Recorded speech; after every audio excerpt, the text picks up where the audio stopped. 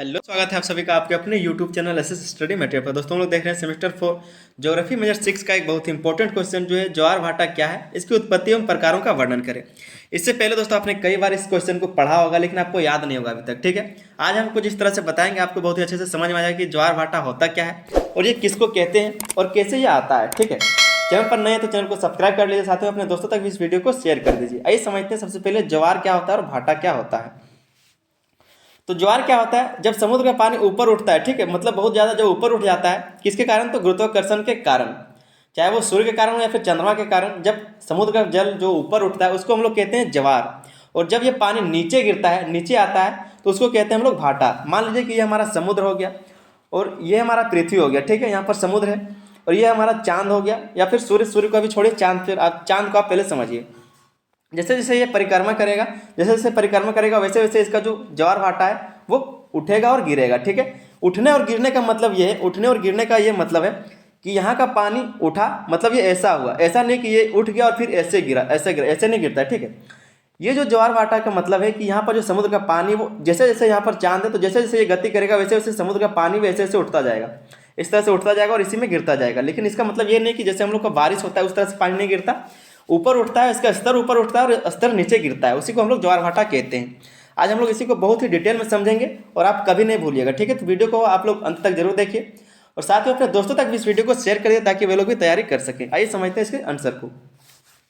सबसे पहले इसकी परिभाषा को देखते हैं। क्या लिखा है कि ज्वार भाटा समुद्र के जल स्तर में होने वाला नियमित उतार चढ़ाव है जो मुख्य रूप से चंद्रमा और सूर्य के गुरुत्वाकर्षण बल और पृथ्वी के घूमने के कारण उत्पन्न होता है। ठीक है, क्या लिखा है कि ज्वार भाटा जो है समुद्र के जल स्तर में होने वाला नियमित उतार चढ़ाव है। जैसे कि मैंने बताया कि जैसे ये ऊपर उठता है या फिर नीचे गिरता है उसी को ज्वार भाटा कहा जाता है।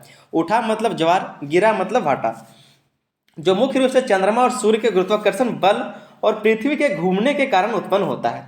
चाहे वो सूर्य हो या फिर चांद का गुरुत्वाकर्षण के कारण हो या फिर जो पृथ्वी का घूर्णन होता है उसके कारण ये होता है। ठीक है, क्या लिखा है आगे कि जब समुद्र का पानी ऊपर उठकर तटों को ढक लेता है तो इसे ज्वार, उसको हाई टाइड भी कहते हैं। हाई टाइड, इसको दीर्घ ज्वार भी कहते हैं। ठीक है, उसी को हाई टाइड यहाँ पर लिखा हुआ है।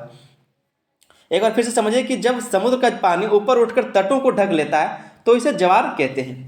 दूसरा पॉइंट लिखा हुआ है कि जब पानी नीचे उतरकर तट से दूर चला जाता है तो इसे भाटा कहते हैं। जब पानी नीचे उतरकर, जैसे कि ज्वार आया तो पानी का स्तर ऊपर चला गया, फिर जब भाटा आया तो क्या हुआ, पानी का स्तर जो नीचे चला गया, तट से भी नीचे चला गया, तो उसको क्या कहेंगे? भाटा कहेंगे। ठीक है, लो टाइड इसको कहा जाता है, लघु ज्वार इसको कहा जाता है।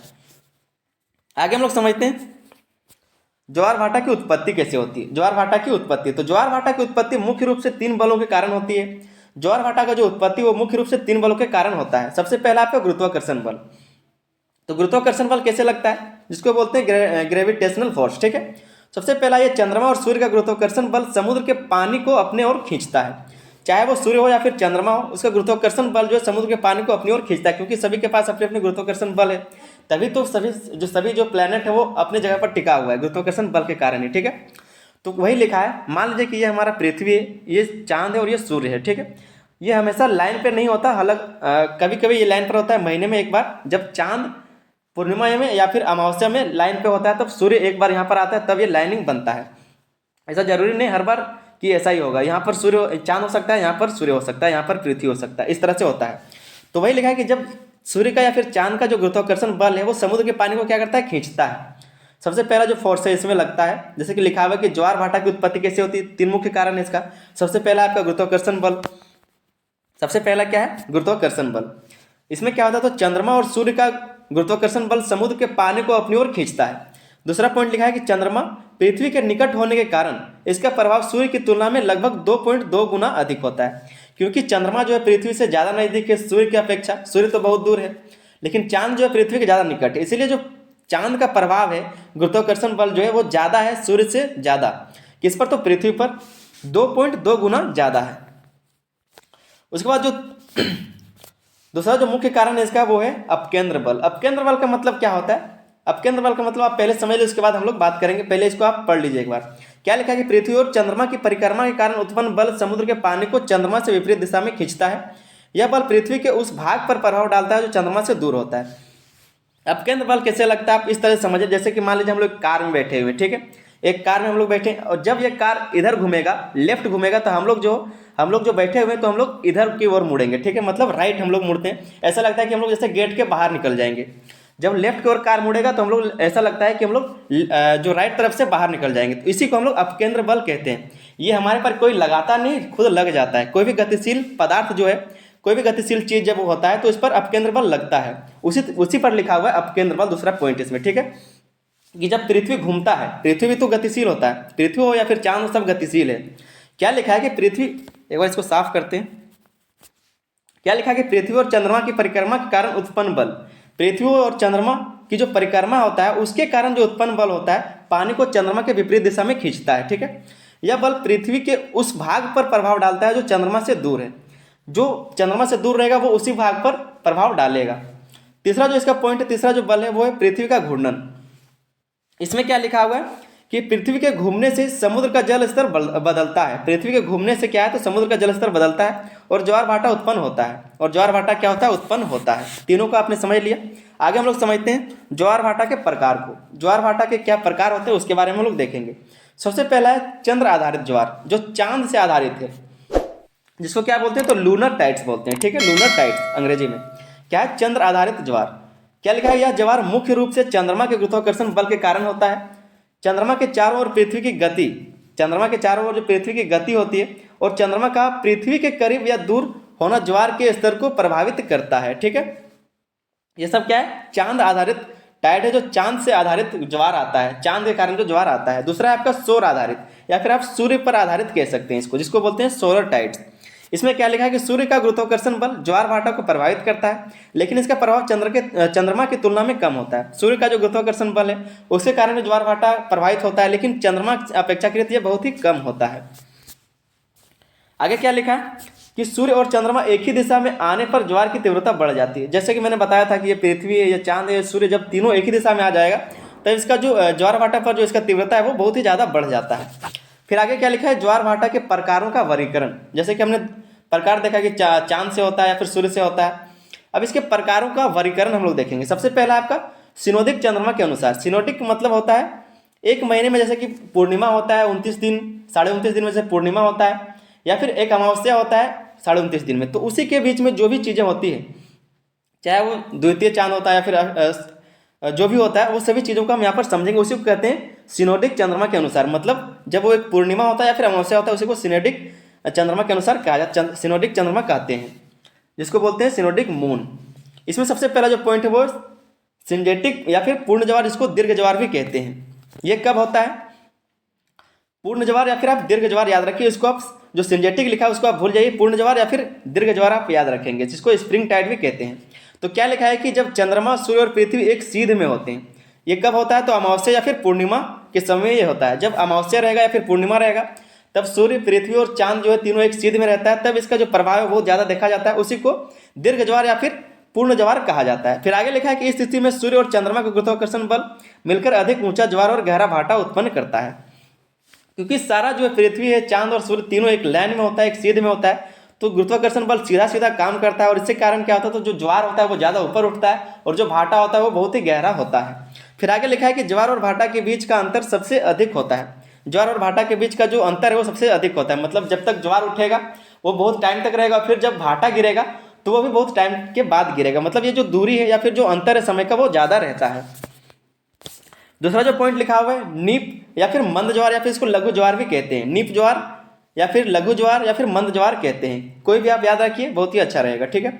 इसमें लिखा हुआ है कि जब सूर्य और चंद्रमा एक दूसरे के समकोण पर होते हैं, चतुर्थ और अष्टमी के समय, चतुर्थी और अष्टमी के समय। जैसे कि मान लीजिए ये हमारा पृथ्वी हो गया, ये चांद हो गया और ये सूरज हो गया। तो ये क्या होता है, जब सूर्य और चंद्रमा एक दूसरे के समकोण पर होते हैं, ठीक है, तो चतुर्थी और अष्टमी के समय ये होता है। इस स्थिति में दोनों बल एक दूसरे को कमजोर करते हैं, जिससे ज्वार भाटा तीव्रता कम हो जाती है। जिससे क्या होता है, ये सभी अपने अपने तरफ खिंचा हुआ रहता है, तीनों अपने अपने तरफ खिंचा हुआ रहता है, जिसके कारण क्या है कि जो ज्वार भाटा का तीव्रता है वो कम होता है। फिर लिखा है कि ज्वार और भाटा के बीच का अंतर सबसे कम होता है। और इसी तरह से जो ज्वार और भाटा का अंतर है, जैसे कि उसमें ज़्यादा हो रहा था, इसमें कम होगा। दूसरा पॉइंट लिखा हुआ समय और आवृत्ति के आधार पर। समय और आवृत्ति के आधार पर कैसे, सबसे पहला हम लोग समझेंगे दैनिक ज्वार। 24 घंटे और 50 मिनट में केवल एक बार ज्वार और एक बार भाटा आता है। उदाहरण, मैक्सिको की खाड़ी में ये सब देखा जाता है, ठीक है, जिसको क्या कहते हैं, तो दैनिक ज्वार कहा जाता है। ये सब कैसे हो रहा है, तो समय और आवृत्ति के आधार पर ये सब तय होता है कि यहाँ पर किस तरह का ज्वार आता है। दूसरा है अर्ध दैनिक ज्वार, जो आधा दिन में होता है, ठीक है, सेमी डोनल टाइप, ठीक है। इसमें क्या होता है, तो 24 घंटे और 50 मिनट में 2 बार ज्वार और 2 बार भाटा आता है। मतलब 2 बार ज्वार आएगा और 2 बार भाटा आएगा। पहले क्या होता था, दैनिक ज्वार में एक ही बार भाटा आ रहा था, एक ही बार ज्वार आ रहा था। इसमें अर्ध दैनिक ज्वार में क्या होता है, तो 2 बार ज्वार भाटा आता है। फिर लिखा है कि यह सबसे आम प्रकार का ज्वार है। ये सबसे आम प्रकार का ज्वार है, मतलब कोई भी इसमें लेना देना नहीं रहता ज़्यादा, बस ऐसे देखा जाता है। उसका उदाहरण आप समझ सकते हैं कि अटलांटिक महासागर का तटीय क्षेत्र, और अटलांटिक महासागर जो है, वहाँ का जो तटीय क्षेत्र, वहाँ पर आसानी से इस चीज़ को देखा जा सकता है। फिर तीसरा है मिश्रित ज्वार, ठीक है, मिश्रित ज्वार। ये क्या होता है, तो यह ज्वार अर्ध दैनिक और दैनिक ज्वार का मिश्रण होता है। ये अर्ध ज्वार और फिर दैनिक दोनों का मिश्रण होता है।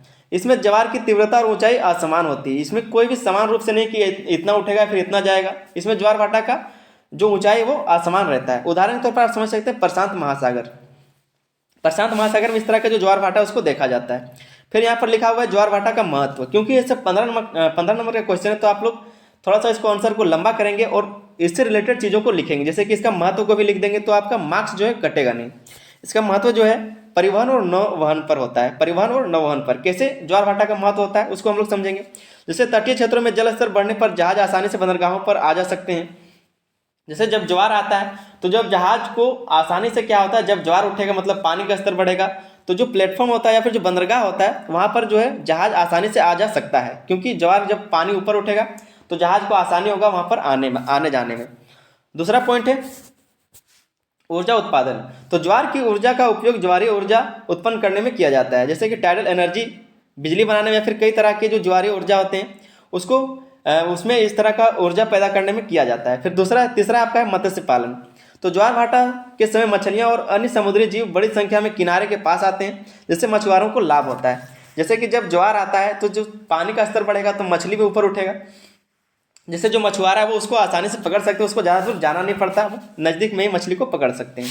तो मत्स्य पालन भी एक इसका महत्व है। चौथा महत्व है इसका तटीय क्षेत्र का निर्माण। तो ज्वार भाटा तटीय क्षेत्रों को आकार देने और तलछट जमाने में मदद करता है, ठीक है। तलछट जमाने में क्या करता है, मदद करता है। जो भी समुद्र में या फिर नदी का एक छोटा सा बात कर लेते हैं, तो जहाँ पर ये ज्वार भाटा होता है वहाँ पर क्या होगा, तो जो भी समुद्र में कचड़ा रहता है, जो ऊपर हो गया है, तैर रहा है, वो क्या होगा, जब ज्वार आएगा तो उसको वो तट पर फेंक देगा, उधर किनारे कर देगा। उसका एक फायदा होता है, ठीक है, महत्व होता है, तटीय क्षेत्र का निर्माण होता है। उसके बाद 5वां पॉइंट इसमें लिखा है, 5वां महत्व पारिस्थितिकी संतुलन। यह समुद्री और तटीय पारिस्थितिकी तंत्र को संतुलित रखने में सहायक है। उसके बाद एक निष्कर्ष आप वही लिखेंगे जो आपने ऊपर पढ़ा। निष्कर्ष सभी क्वेश्चन में आप जरूर लिखेंगे। क्या लिखा है कि ज्वार भाटा पृथ्वी के जलमंडल में होने वाली एक महत्वपूर्ण प्राकृतिक घटना है, जो चंद्रमा, सूर्य और पृथ्वी के बीच के गुरुत्वीय और अपकेंद्र बलों का कारण उत्पन्न होती है। इसके कई प्रकार हैं और यह मानव जीवन, समुद्री परिवहन, ऊर्जा उत्पादन और पारिस्थितिकी तंत्र के लिए अत्यंत उपयोगी होता है। कौन, तो ज्वार भाटा। इस तरह से आप लिखेंगे। उम्मीद करते हैं कि ये क्वेश्चन का आंसर बहुत ही अच्छे से आपको समझ में आ गया होगा। दोस्तों चैनल पर नए तो चैनल पर एक सब्सक्राइब और एक लाइक जरूर करें। साथ ही में अगर कोई डाउट होता है तो आप कमेंट जरूर करें। सभी कमेंट्स का हम रिप्लाई करते हैं, तो कमेंट जरूर करें, ठीक है। चलिए मिलते हैं वीडियो, तब तक के लिए धन्यवाद, जय हिंद। और ये जो वीडियो आप अपने दोस्तों तक भी शेयर कर दें ताकि वे लोग भी तैयारी कर सकें। चलिए मिलते हैं अगले वीडियो में।